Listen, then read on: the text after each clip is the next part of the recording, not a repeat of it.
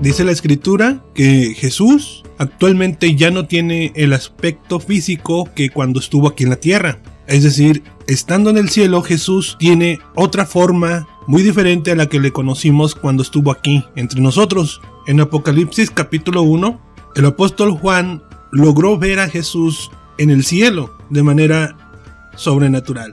Pero la descripción que da de Jesús es totalmente distinta.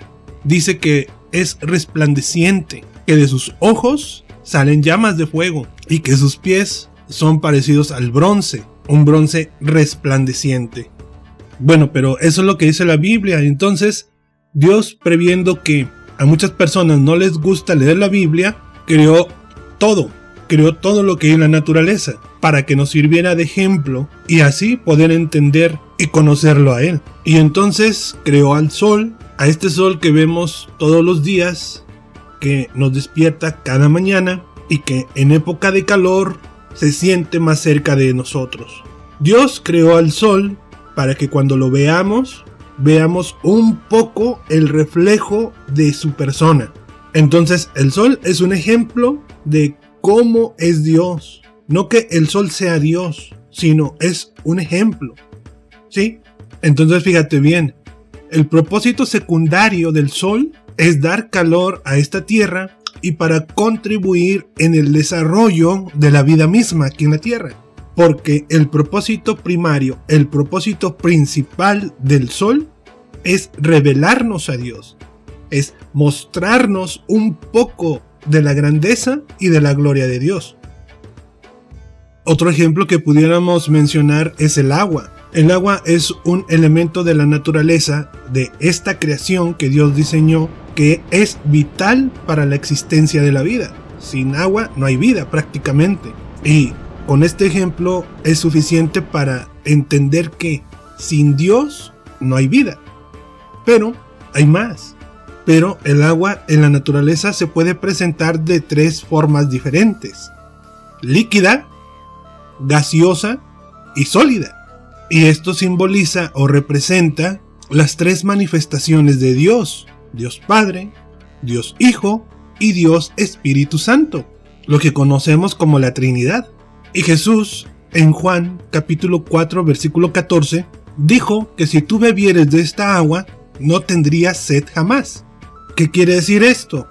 Que ciertamente necesitamos el agua natural para poder vivir en esta tierra, pero lo que Jesús más desea es que lo bebamos a Él en un sentido espiritual para que no muramos eternamente y siempre tengamos vida eterna.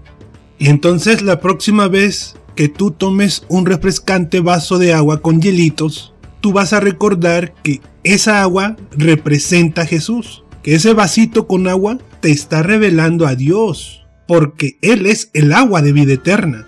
Entonces quizás a ti no te guste leer la Biblia, no te guste ir a la iglesia, pero en un sencillo vaso con agua, durante la época de lluvia o yendo al mar, la misma creación nos está revelando al Creador. El agua tiene múltiples propósitos aquí en la naturaleza, pero su principal propósito es enseñarnos quién es Dios, cómo es Él. Fíjate qué tan accesible y qué tan sencillo es Dios. No es complicado de conocerle a Él, no es difícil conocerlo a Él, porque con una sencilla pieza de pan, ya sea un delicioso pan dulce o ya sea un pan salado, o si tú quieres una bola dulce o un virote de aquí de Guadalajara, tú puedes conocer a Jesús a través de ese pan. ¿Sí? Jesús dijo en Juan capítulo 6 versículo 35 que Él era el pan de vida, y el que come a Jesús como el pan de vida no tendría hambre jamás. ¿Te fijas? Entonces, mientras tú comes tu pan con leche, con café o con refresco, en ese instante que tú estás comiendo tu pan, ese preciso momento te está enseñando que Jesús es como ese pan que sacia las necesidades de nuestra alma, simbolizadas en el apetito. Entonces, mientras tú sacias tu apetito por medio de ese pan o de esos panes, porque comemos a veces más de uno, es precisamente lo que Jesús quiere que entendamos, porque cuando nosotros nos acercamos a Él, Él es el único que sacia nuestra hambre, nuestra sed y nuestras necesidades humanas y espirituales, porque Él es el verdadero pan que da vida. Entonces, si tú te fijas, todo lo que fue creado cumple un doble propósito. Un propósito es el que se desarrolla en la naturaleza, formando parte de la creación en esta naturaleza. Pero el propósito principal, el objetivo principal, es enseñarnos a nosotros, los seres humanos, la existencia del Creador, revelarnos al Creador para facilitarnos el conocerlo a Él. Entonces, realmente, Dios siempre está cerca de nosotros. Dios siempre está cerca de ti. En estos sencillos ejemplos, es como si Dios nos dijera: hey, aquí estoy. Son como una tarjeta de presentación para que nos acerquemos a Él, para que lo conozcamos a Él. Porque todo, absolutamente todo en el cielo y en la tierra, visible e invisible, todo comenzó en Él y para los propósitos de Él. Colosenses 1:16. El hombre ha creado, ha construido, ha inventado, ha descubierto millares de cosas para el bien de la humanidad, lastimosamente algunas de ellas usadas para la destrucción de nuestra existencia y la de nuestro planeta. Lo cierto de todo es que nada de lo que hemos creado ha sido creado sin sentido o sin propósito. Dios, de la misma forma, nunca jugó a los dados con la humanidad.